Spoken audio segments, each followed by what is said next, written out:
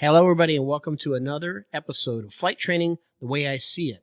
News and opinion from me, your host, Mike Shiflett. And this is the December 2024 podcast. So let's dig in. So if you want a paper copy, or a PDF copy, I should say, PDF copy of the newsletter that I'm going to narrate for you and dive into, go to our website, cfibootcamp.com, go to the bottom of the page, and you'll find a way to subscribe to that, and you'll get it, okay? We'll send those to you. But anyway, if you're just here for the podcast, well, welcome. I know you're driving around, getting ready to go somewhere, and maybe you're traveling, so let's see how that goes. So let me just tell you what we're going to cover. We're going to cover digging into the new regulations regarding qualifications to teach first-time CFI applicants, and most people miss something here. Coming soon, a complete ACS course when you're on the go. Talk about that. Third thing we're going to talk about is FAA delays the new medical denial rule until March, at least. Got that. And the last thing's FAA Conference, Flight School Association of North America. It's going to be in Orlando this year. We're going to talk about that and why you might want to go. And I've got 3 pro tips for you. So hang on. We're ready to get going here. We just finished our Power Hour today, by the way. If you're not a member of that, go to our website. So if you go to our website on a laptop, you can just go to the top. There's a blue bar that kind of wiggles, and you can attend that. We have those every hour Saturday from 12 to 1. And we're going to add more content there. In the second hour, we have the open mic section. And in the third hour, we're going to have other people like CFI Study Group, Facebook CFI Study Group, NAFI Safe, others take up that third hour. So the first hour is just like it's always been. Most of the time, we have wings credit for that. And we have about... well, today, as an example, we had about 350 people. Sometimes we have nearly 500. So it depends on the topic. Today, we talked about some DPE orders that are out and how to use them and how to prep your student using the DPE orders. All right. Anyway, there's how you get to that. You can also look at the top part of our website, and you can click on Power Hours, and then you'll be able to get there from there as well. Okay, that's how you do it. Let's talk about the first thing, which is going to be digging into the new regulations regarding qualifications to teach first-time CFI applicants or initial CFI applicants. And most of us missed something here, including me, so I wanted to go over that with you so you don't get burned on this, okay? So on December 1st, 2024, the FAA changed the FARs relating to qualifications to teach initial first-time CFI applicants. All right, that's 61-195 Hotel. Many CFIs and flight schools are not applying this new rule correctly. Let's see what it says. The error is in reading the different qualifications required for giving the ground instruction and flight instruction. They're 2 separate things. They're not the same, and this is where the problem occurs. So CFIs and flight schools are beginning to allow CFIs that have recommended at least 5 applicants for a practical test and 80% pass on the first attempt. That's partially true. You can do the flight side of the training, but not the ground side, right? The ground side has not changed. So the FAA defines ground training and flight training in 61.1. And when you read the regulation for qualifications to train first-time CFI applicants, the regulation is clear. There are 2 different qualifications required. And you may be able to meet them both, but you have to meet them both. For giving ground training for first-time CFIs, an instructor needs to have done the following.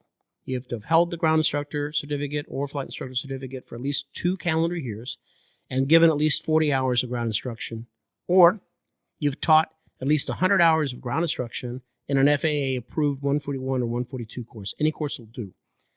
This method doesn't require you to hold it for 2 years, right? So that's the only 2 ways you can do it. Now, the flight instructor side is a bit different, right? So the flight instructor side, you either held the certificate for 2 years, flight instructor certificate, and given 200 hours of dual, or you've recommended 5 people for a practical test, 80% pass on the first time. That's okay. The third one is you take something that's not really out yet called a FEQIP, Flight Instructor Enhanced Qualification Training Program. It's taught under Part 141, and then you'll be able to do it right away. But you can't do the ground side. So remember that. Unless you have the ground qualifications, don't be playing around there. Okay, next topic, coming soon. Coming real soon. Probably in about a month. I was working on a secret project. I can tell you things like that. So it's a complete ACS course when you're on the go. It's built to be audio.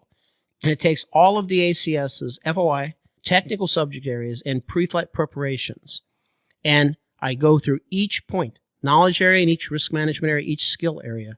And I walk you through that and tell you what you need to know about it, right? Or what I think you need to know about it. So that preparation I've done in a video format, but it's designed to be played without video. So you can play it anywhere. And then there's a PDF for every lesson, every one of those, that has images from handbooks, maybe checklists, mnemonics, whatever it might be, a quiz, is there to help solidify that information. That's going to be available in and around the end of January. And we don't have a price yet for it, but it would be very valuable to someone preparing for a practical test. So working hard to finish it. I have, at this moment, I can tell you, I have finished 14 of 23 audios that need to be done.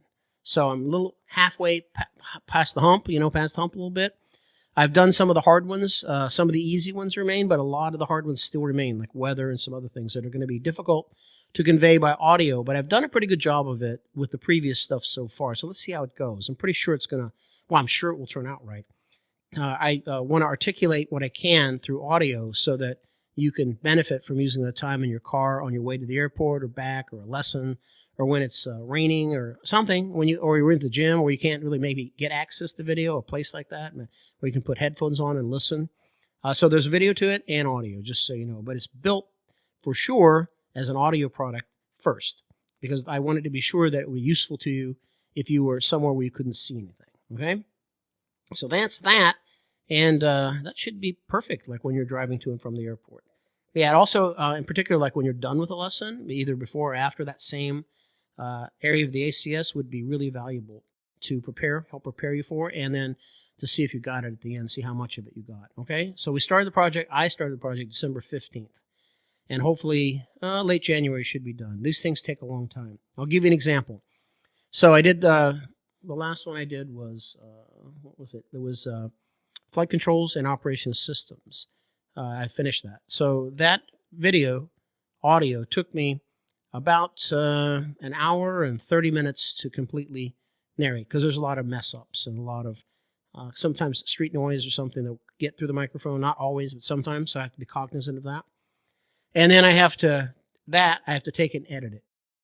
And I have to edit out clicks, pops. I have to edit out mistakes. I have to take out things where, there's a lot to edit. So the editing takes me three times as long as it does to narrate it. So because I have to cut something out, then I have to go back and listen to it, make sure the cut is right. So then when it's all done, I got to listen to it all over again. So we're talking about, for that hour and a half of video, we're talking about 5 hours so far, maybe a little more. And then when that's done, I have to render it and put it in its own space as an MP4 file. And then we have to create the PDF around it. So the process for each hour video, and that, by the way, that video turned out to be 40 minutes long. So that audio video is about 40 minutes from that hour and a half. So that's how long things take. So to get 40 minutes of published video, I was in it for about 6 hours. And then to create the PDF, take another approximately 3 to 4 hours. So each of those videos runs about 10 or more hours to produce, depending on the complexity of it. So if you think this video stuff is small, or just make a little video about something, you can make a terrible looking thing and probably finish it. But if you really want to do a good job of it, it's going to take a while and a lot of money. So there you go, because we've got to pay people, right, to do that. I'm not the one writing the PDF stuff, but I'm doing the narration, and I have to do the technical edits because I know the content. So I can't give that to a video editor because they won't know what to edit. They'll know mistakes, pops, clicks, that kind of thing, but they won't know if I made a technical error. So anyway, there's that. There's a lot of things to know. Many things. Like, for example, you can't drink anything sweet, or you can't eat something within any reasonable time to doing the video, because the stickiness will cause clicks. You'll hear like this. So you have to drink water, like a lot of it too. And then you can't drink anything that's going to make your stomach growl or some rumble or something like this. That's going to get in the video. So very interesting stuff. So on this podcast, I really don't have control over that. I just do it all in one go because I can speak pretty much shoot from the hip, and I try to make it as good as I can, but I don't really edit it unless there's a big error in it. Okay, so that's that. So we'll let you know about that. And there'll be a discount price, of course, on the first offering, and after that, it'll go to list price. The next thing is the FAA is delaying the new medical denial rule for at least 2 months. This was not a very nice thing that they were planning on doing. So the FAA has delayed the new policy that was to go into effect January 1, which has to do with medical applications. The new policy would deny rather than defer any medical application that was incomplete. that had incomplete information on it, then instead of deferring it, they're going to deny it. So that means that goes on your record as a denial. And so, AOPA and the other groups, we strongly disagreed with that and cited that the FAA may not have considered the ramifications of denial versus deferral to using, for example, basic med. If you're denied, you can't use basic med, right? And so there's that. That's going to be an issue one day. So you have to get that cleared up. So, and this also was employment stuff too, because people are doing background checks and are seeing that your medical was denied, and that's going to be on your record.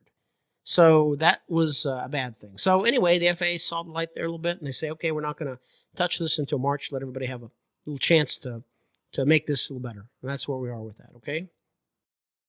The third point, before we get to the pro tips, is the VASANA conference.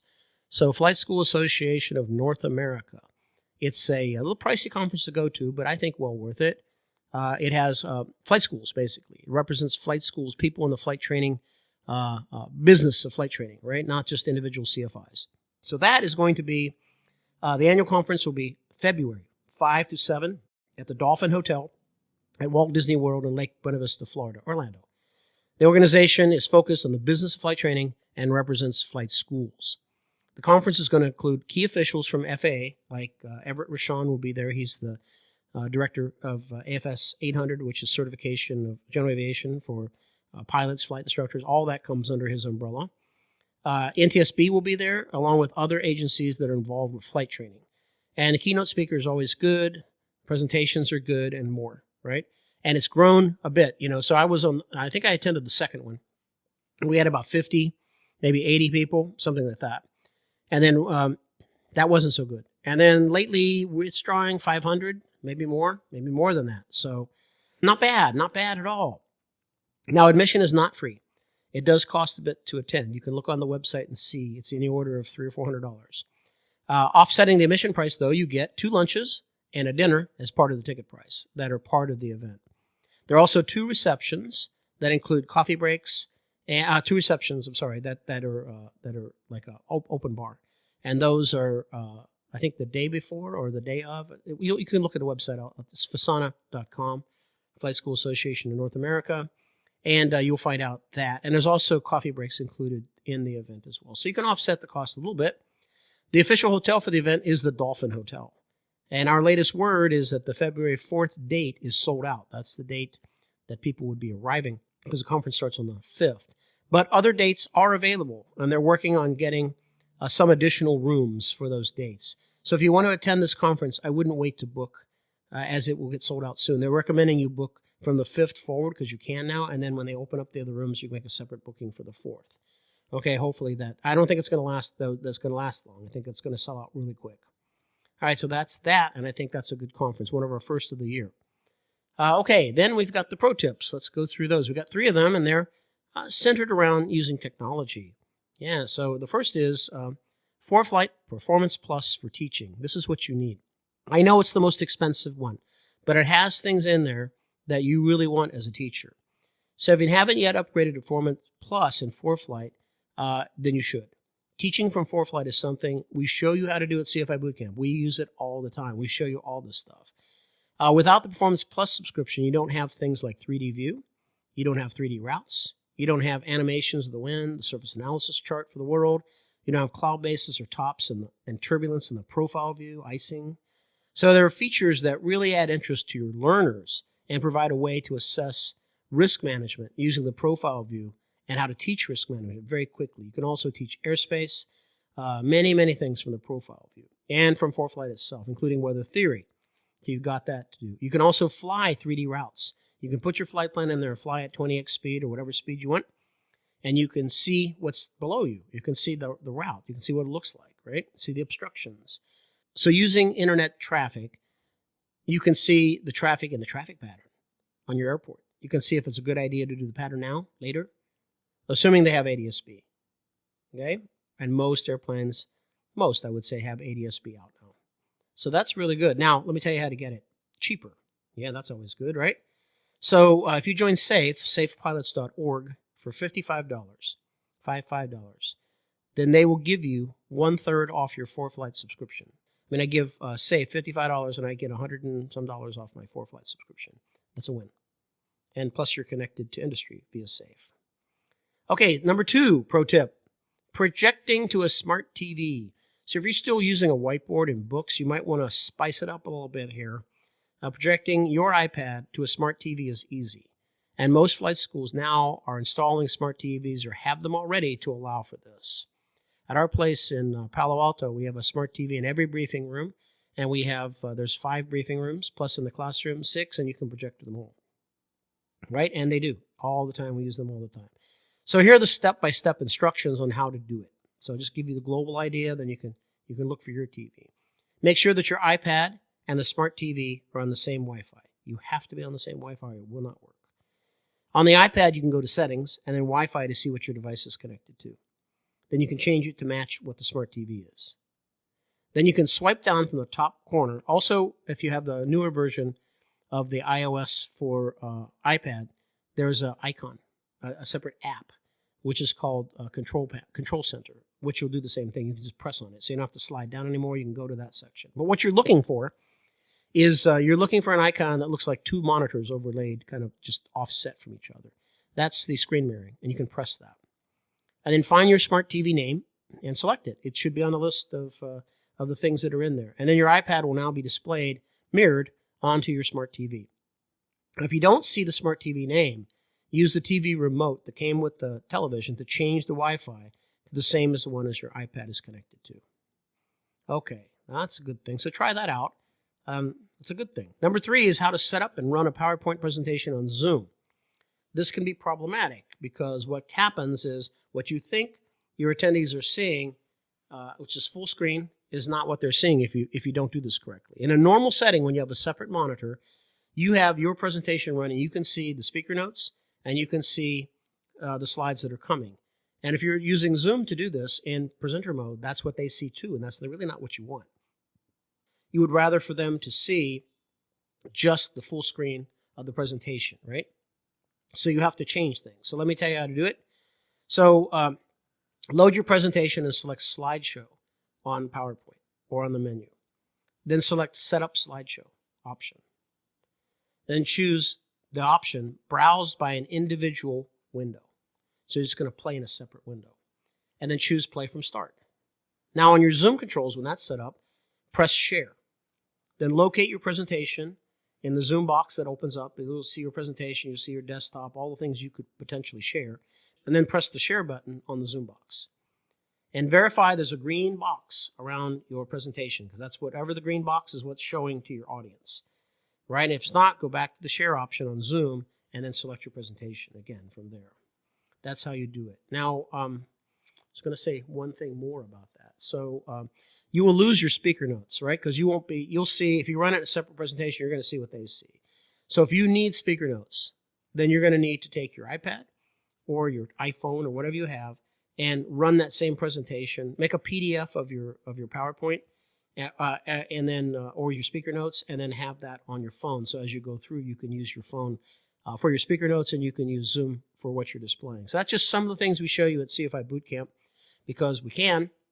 We're all about leveraging technology. By the way, in all of our classes now, we're using AI, we're using ChatGPT for a lot of things, helping you, showing you how to use ChatGPT to write quizzes, how to answer really complicated questions, right? Questions about why Vx and Vy converge at the absolute ceiling, why one goes up, one goes down, why the drag curves shift. All that we can do in ChatGPT and get the answer quickly. Now, we teach you how to vet the answers so that you're not just relying on a machine to tell you the answer. We also show you how to project the smart TVs. We show you how to use ForeFlight and Zoom together as a presenter. We show you all this, how to give remote ground instruction, one-to-one in a classroom, all in our class, right? It's just part of what we need to do now. We also show you how not to use paper. We show you how to use a virtual whiteboard, and that everybody can see at the same resolution no matter where you are in the world, right? No reflections and others to worry, no lighting issues, nothing to worry about there. All right, got all that. So I wanted to tell you also that we have, you'll be from the next week's Power Hour, which will be on January the 5th. We'll be live from the CFI class. So if you want to see what a CFI class looks like, and our camera technology, what that looks like, how it kind of makes the experience really good, then go there and stick around, because we'll open up the room for you to see and maybe attend an hour or two or so of the actual CFI class that's going on with really good content on that day. So let's do that, right? All right, so that's all I have for you. I did want to tell you that we did update a few books, so our lesson plans are now completely aligned with the ACS. They're available at cfibootcamp.com. We also have completely reformatted and added 8 new scenarios to the endorsements and scenarios book, which has proposed scenarios like soloing students, like taking people from glider into airplane, complete with solutions and flowcharts, which walk you through the regulations. So we have all of that for you. That's available at our website. And also there's the Ultimate Guide to Endorsements, which is unlike the AC, which goes just generically through, okay, commercial pilots. We go through the operation. So if you want to take someone in a multi-engine rating and do that, then we have a section that addresses just that at the private commercial level. Has a checklist saying all you need to do, plus all the endorsements are there. So these complicated ones, the combination of that endorsement scenarios book and the Ultimate Guide to Endorsement really allows you to solve all those problems, right? So there's that. That's all I have to say for you. I did a short one this week. This month, I should say. Next month will be a little bit longer. We got a lot of stuff going on next month, and we'll probably be very close to releasing the ACS study course.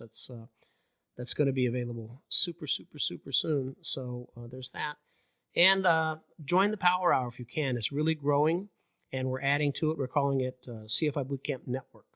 So, because we have already the Power Hour, then we already opened up the room now for an hour of open mic. You can say whatever you want, ask questions.